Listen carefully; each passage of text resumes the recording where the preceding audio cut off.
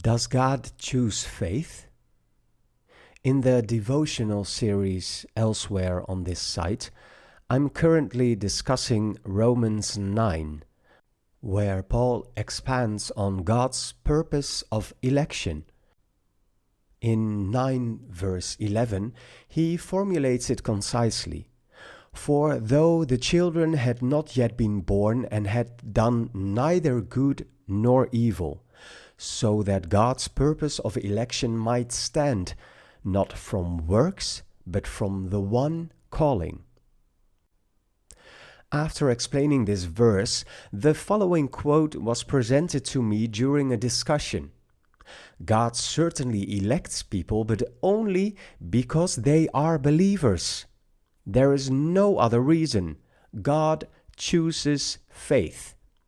That God once chose Abraham, an uncircumcised heathen from Ur of the Chaldees, was not because of his background, but simply because he was a believer. Objections like this, God chooses faith, are not unfamiliar to me, and that's why I think it's useful to take a closer look. First of all, this catchy phrase is not a quote from Scripture. That in itself is telling, because anyone who wants to express a biblical truth concisely should do so in the words of Scripture itself, so that one can say with authority, "It is written." But this saying doesn't fall into that category. It's a slogan, not a Bible verse, not even a paraphrased one. The slogan "God chooses faith" resembles the phrase "God justifies faith." And there's certainly something to be said for the latter. Indeed, God credits faith as righteousness. That is a biblical statement, repeated many times throughout Scripture. The flaw in the slogan "God chooses faith" is that it suggests God chooses people because they are believers. One might argue that since God knew in advance that Abraham would believe, he chose him on that basis. But consider this, even in that case, election would be based on human act, that is, believing. That reasoning directly contradicts Paul's argument in Romans 9. Referring to Jacob and Esau in verse 11, he says that before they were born, God had already chosen the younger. And to emphasize this, he adds that both had done neither good nor evil. Why does Paul stress that? He gives the answer himself, so that God's purpose of election might stand. In other words, if God's choice were based on a good deed by Jacob, for instance, his faith, it wouldn't be God's sovereign purpose.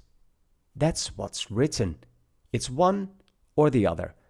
Since election explicitly precedes birth, it cannot be based on anything that happens after birth. What could Jacob have done about being born second in the twin pair? Obviously, nothing. We don't choose to be born, nor where, or to whom, or when, or how. Yet all these factors are crucial in shaping us and our lives, and we have no say in them. It's our lot, and it falls to us. Indeed, God, the disposer of all things, determines it. Even chance is not outside of God. Nothing is. Everything we are and have, we are as creations of God.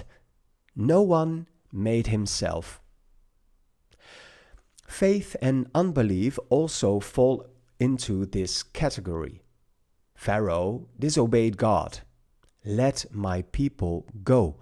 Yet in that disobedience, he fulfilled God's counsel. Many, if not all, resist God's will.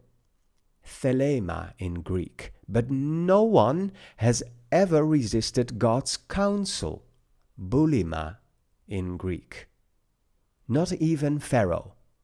God hardens whom he wills, and he has mercy on whom he wills. Of the Jewish leaders, we read in John 12, verse 39 and 40, that they could not believe, because God had blinded their eyes and hardened their hearts. It is God who closes eyes, ears, and hearts, but also opens them so the word can enter. Naturally, these reflections inevitably raised the question, if God determines all things, good and evil, how can he still hold anyone accountable? Paul, after laying out God's sovereign election, is fully aware of this objection. But instead of defending himself, he turns the argument around. Who do we think we are to call God to account? The fact that God makes vessels of dishonor and of wrath and judges them as such is just as much his right as making vessels of honor. A novelist or scriptwriter creates dark characters and plots with war and disease, death, but is he therefore guilty of the suffering? That would be absurd. It is his creative honor and an expression of craftsmanship, for no good writer can do without evil. The negative contrast is a necessary ingredient in bringing forth a masterpiece. If I am able to believe, it is not my achievement, but God's work in convincing me. That's why Paul says it is the gift of God, so that no one may boast. God had set Paul apart from his mother's womb to evangelize among the nations. Was that because Saul was a believer? On the contrary, he was the foremost of sinners, a sworn enemy of the gospel. That's why God's grace overwhelmed him, so that Saul had no choice left. That is election. While the proclamation of Christ today goes out and is a stumbling block to Jews and foolishness to the nations, Christ is for the called ones the power and wisdom of God. Such called ones are a relative few. But what does called mean? Paul says they are called according to God's purpose, and thus foreknown and predestined. And those he predestines, he also calls, and those he calls, he also justifies.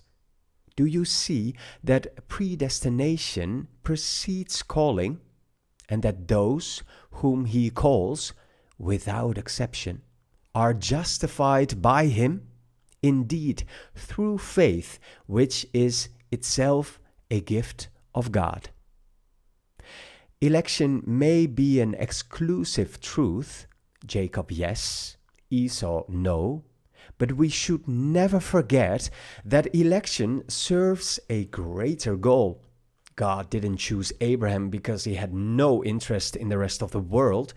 On the contrary, Abraham was chosen so that through him all families of the earth would be blessed. God chooses an individual or a person to bless the rest. For God's ultimate goal is all-inclusive. All people will be justified, made alive, and saved. That is the universal final goal God has in mind, and nothing and no one can or will stop him from achieving it. Acknowledging God as the disposer of all things is the opposite of fatalism. Fatalism stems from the idea of blind faith. But the awareness that God is God and good, and that he disposes and appoints all things, is ultimate joy. He is the happy God, for all that he purposes succeeds.